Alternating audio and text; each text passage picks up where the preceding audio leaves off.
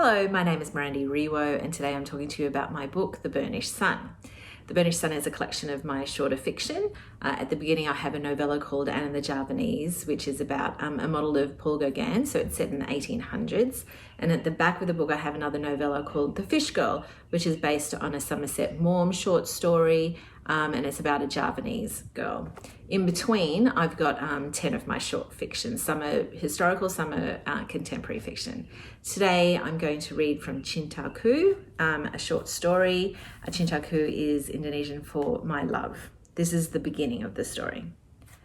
The oil pops in the pan, bites the skin at the base of her thumb, and she thinks of Jacob, of the first time she met him in her stepfather's sitting room, surrounded by porcelain vases, eggshell white and blue. He stood across from her on the Persian carpet.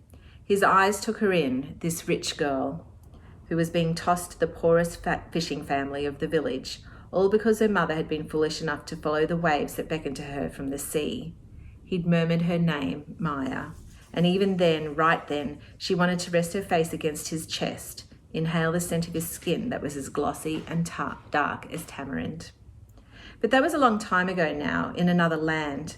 Later, when she moved to Australia, she taught her language at university, a mere assistant to the lecturer, Professor Malcolm. Her students would never have imagined their neat little Bahasa tutor, Bu Langkun, in her button-up blouse and pleated skirt, had once been a lowly fisherman's wife who lived in a hut, who dried and salted sardines until the pungent flesh crumbled in her fingers. After scooping garlic into the oil, Maya makes her way into the lounge room and opens the mahogany display cabinet, the one with the lead-like glass. From it, she takes out a pink dessert bowl in which are nestled 5 gleaming shells, betrothal gifts from Jacob, left by the ebony tree in the garden each morning leading up to their wedding. As she lifts them out, the shells clack against each other. Pressing the cowrie shell to her ear, she closes her eyes, and for a moment she can hear their beach, their waves, the whistles and the coo-coo-coo of the birds. She can smell the brine, the seawater fug. She runs her fingertips over the metallic peacock swirl on the underside of an oyster shell, while her gaze takes in the milky gleam of the clam. Her favourite is the mother of pearl and the mussel shell. She brings it to her mouth, and the tip of her tongue searches out anything, a granule of sand, a hint of salt in the shell's scalloping, but there's nothing left. She smells burning, the garlic. She hurries back to the kitchen and whisks the pot from the stovetop. The slices of garlic, charred so that they look like wood chips, still bubble in the oil. That's okay though, isn't it? Staring at the garlic for a moment longer, she shakes her head. No, she will start again. It has to be just right. While the fresh garlic cooks, Maya glances out the kitchen window, the foggy glass a barrier between the warmth inside and the damp chill. The eucalypts in the backyard are paler than the teak trees of her childhood. Their leaves are dry, crackle between her fingertips, but she likes the little plants, the ones called pig face. What a funny name to call a flower with such funny, friendly petals. But that's definitely what Pat had called them when she'd popped in from next door to welcome Maya to the street. Placing shallots into the mortar with the chilies, ginger and candle nuts, Maya grinds and pushes until the spices are pulpy and her hand cramps. You two will be like a mortar and pestle, Jacob's grandmother had croaked at their wedding. And then leaning in close to Maya, you'll be the mortar.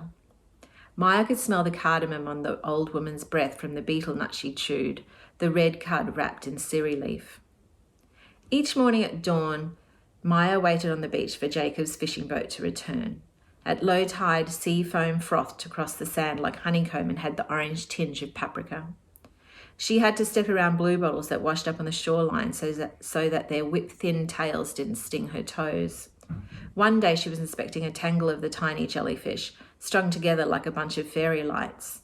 Jacob came up behind her, stomped the bulbous bluebottle bottles until under the soles of his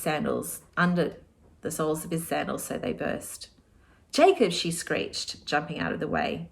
He grinned at her and shrugged. "I can't help myself." Smiling, Maya mixes turmeric into the paste, scrapes it all into the pan. From the fridge, she brings out a bowl of cubed lamb, and the meat sizzles as soon as it hits the spices. Seasoning the meat, she watches as crystals of salt sink into the pink flesh and thinks of how she used to lick the salt from Jacob's skin, from the flat planes of his shoulder blades. of how on the very hottest days, when the heat thrummed through her blood and left even the furniture warm to the touch, he'd purchase a handful of ice to place on the back of her neck and then slowly suck it away. She shivers, stares at the speck of sauce on the white kitchen tiles, can almost feel the trickle of water down the middle of her back. But her skin is no longer smooth like it was then. It's as dry as a desert. Elbows, throat, her hands, an Arab mosaic of drifts and creases. Arthritis tightens her joints and aches in the bones of her right foot. After thumping 4 stalks of lemongrass with the base of her knife, she adds them to the pan. The lemongrass lies atop the lamb, bruised and knotted like Jacob's body that bright morning they brought him to her on a makeshift stretcher made out of a shattered door, a sarong stretched across its beams. The waves had smashed his body against the rocks for so long his eyes were as milky as tapioca balls, and bloodberries were scattered across his chest, except they weren't berries. She couldn't keep her thoughts straight as Jacob's father told her of the storm that had claimed 5 fishermen, as Jacob's mother pressed her cheek to Maya's swollen belly and wept. Maya's chest tightens and her breaths are shallow. She adds lime leaves to the curry, and the fragrant steam rises from the gulai kambing, a shroud of silk against her face. It will be all right. So that's the beginning of my short story, Chintaku. And that's from my book, The Burnished Sun. Thank you for listening.